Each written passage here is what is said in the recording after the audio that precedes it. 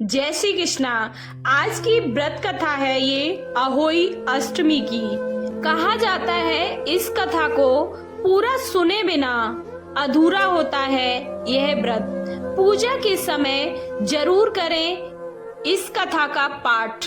अहोई अष्टमी का व्रत कार्तिक मास के कृष्ण पक्ष की अष्टमी तिथि के दिन रखा जाता है। अहोई अष्टमी का व्रत करवा चौथ व्रत के 4 दिन बाद पड़ता है। इस दिन अहोई माता की पूजा की जाती है। अहोई अष्टमी का व्रत माताओं द्वारा अपनी संतान के लिए भोर से सांझ तक रखा जाता है। इस दिन की खासियत यह है कि यह व्रत तारों को देखने के बाद तोड़ा जाता है। अहोई अष्टमी के दिन अहोई अष्टमी व्रत कथा पढ़ने की परंपरा है। माता को प्रसन्न करने के लिए उनकी आरती भी गाई जाती है। तो आइए आज हम अहोई अष्टमी माता की यह व्रत कथा को पढ़ते हैं और इसके लाभ के बारे में भी जानते हैं। उत्तर भारत में करवा चौथ व्रत के बाद महिलाओं के लिए अहोई अष्टमी व्रत का काफी महत्व बताया गया है। जिस तरह से करवा चौथ का व्रत महिलाएं अपनी पति की लंबी आयु के लिए रखती हैं और ठीक उसी तरह से अहोई अष्टमी माता का व्रत संतान की लंबी आयु और उनकी मंगल कामना के लिए रखा जाता है। निसंतान दंपतियों के लिए यह व्रत काफी मायने रखता है। संतान प्राप्ति की इच्छा के साथ महिलाएं ये व्रत रखती हैं। यह व्रत तारों को दर्शन के बाद खोला जाता है। वहीं कुछ महिलाएं इस दिन भी चांद के दीदार के बाद अर्घ देकर उनका उपवास पूरा करती हैं।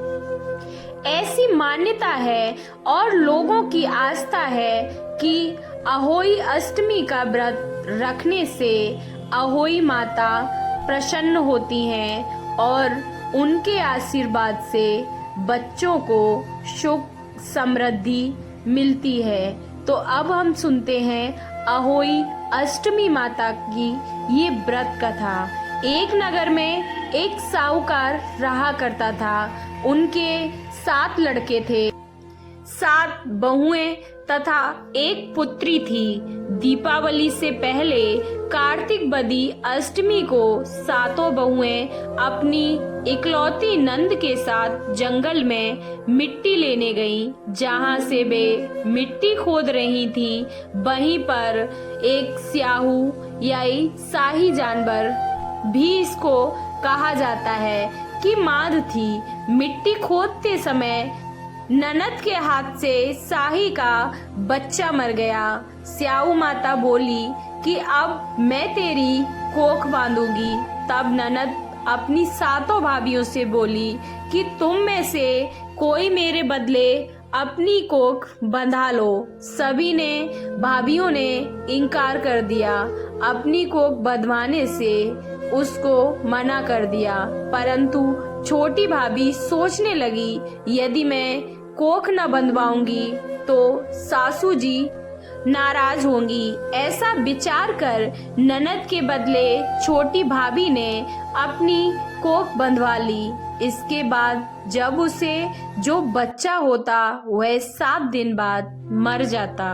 एक दिन साहूकार की स्त्री ने पंडित जी को बुलाकर पूछा कि क्या बात है, मेरी इस बहू की संतानें 7वें दिन क्यों मर जाती हैं। जब पंडित जी ने बहू से कहा कि तुम काली गाय की पूजा किया करो। काली गाय स्याऊ माता की भाईली है। वह तेरी कोख छोड़े तो तेरा बच्चा जिएगा। इसके बाद से वह सबसे छोटी बहू प्रातःकाल उठकर चुपचाप काली गाय के नीचे साफ सफाई कर जाती। एक दिन गौ माता बोली कि आजकल कौन मेरी सेवा कर रहा है, सो आज मैं जरूर देखूंगी। गौ माता खूब तड़के जागी तो क्या देखती है कि साहूकार के छोटे बेटे की बहू उसके नीचे सफाई आदि कर रही है। गौ माता उससे बोली कि तुझे किस चीज की इच्छा है जो तू मेरी इतनी सेवा कर रही है, क्या चीज मांगना चाहती हो? तब साहूकार की बहू बोली कि स्याऊ माता तुम्हारी भाईली हैं और उन्होंने मेरी कोख बांध रखी है, उनसे मेरी कोख खुलवा दो। गौ माता ने कहा, अच्छा। तब गौ माता 7 समंदर पार अपनी भाईली के पास उसको लेकर चली गई। रास्ते में कड़ी धूप थी, इसलिए दोनों एक पेड़ के नीचे बैठ गईं। थोड़ी देर में एक सांप आया और उसी पेड़ पर गरुड़ पंखनी के बच्चे थे, उनको मारने लगा। तब साहूकार की बहू ने सांप को मारकर डाल के नीचे दबा दिया और बच्चों को बचा लिया। थोड़ी देर में गरुड़ पंखनी आई तो वह खून पड़ा देखकर साहूकार की बहू को चोंच मारने लगी। तब साहूकारनी बोली कि मैंने तेरे बच्चों को नहीं मारा है, बल्कि सांप तेरे बच्चे को डसने आया था। मैंने तो तेरे बच्चों की रक्षा की है। यह सुनकर गरुड़ पंखनी खुश होकर बोली कि मांग, तू क्या मांगती है? वह बोली, 7 समंदर पार स्याऊ माता रहती हैं, मुझे तू उनके पास पहुंचा दे। तब गरुड़ पंखनी ने दोनों को अपनी पीठ पर बैठाकर स्याऊ माता के पास पहुंचा दिया। स्याऊ माता उन्हें देखकर बोली कि आ बहन, बहुत दिनों बाद आई है। फिर कहने लगी कि बहन, मेरे सिर में जू पड़ गई है। अब सुरही के कहने पर साहूकार की बहू ने सिलाई से उसकी जुएं निकाल दी। इस पर स्याऊ माता प्रसन्न होकर बोली कि तेरे 7 बेटे और 7 बहुएं हों। साहूकारनी बोली कि मेरा तो एक भी बेटा नहीं है, 7 कहाँ से होंगे? तब स्याऊ माता बोली, वचन दिया है, वचन से फिरूं तो धोबी के कुंड पर कंकरी हो जाऊं। तब साहूकार की बहू बोली कि मेरी कोख तो तुम्हारे पास बंद पड़ी है। यह सुनकर स्याऊ माता बोली, तूने तो मुझे ही ठग लिया। मैं तेरी कोख खोलती तो नहीं, परंतु अब खोलनी पड़ेगी। जा, तेरे घर में तुझे 7 बेटे और 7 बहुएं मिलेंगी। तू जाकर उजमान करना, 7 अहोई अष्टमी बनाकर 7 कढ़ाई करना। अब तू घर लौटकर जा। वह जब घर लौटकर आई तो देखा 7 बेटे और 7 बहुएं बैठी हैं। वह खुश हो गई। उसने 7 अहोई बनाई और 7 उजमान किए, 7 कढ़ाई की। दिवाली के दिन जेठानियां आपस में कहने लगी कि जल्दी जल्दी पूजा कर लो, तो कहीं छोटी बहू बच्चों को याद करके रोने न लगे।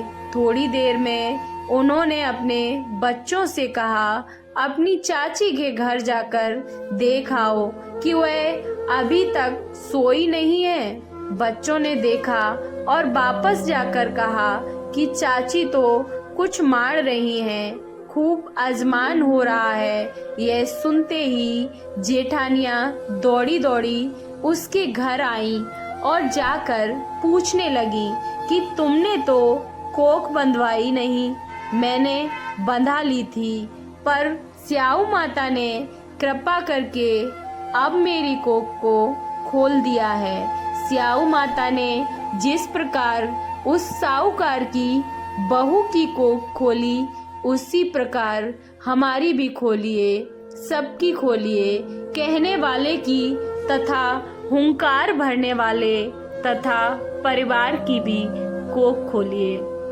और इस प्रकार अहोई माता सबको आशीर्वाद देके अंतर ध्यान हो गई। आपको ये व्रत कथा कैसी लगी? अच्छी लगी तो कमेंट बॉक्स में जय अहोई माता, जय अहोई माता अवश्य लिखें। वीडियो को लाइक, चैनल को सब्सक्राइब करना ना भूलें। जय माता दी, जय अहोई माता।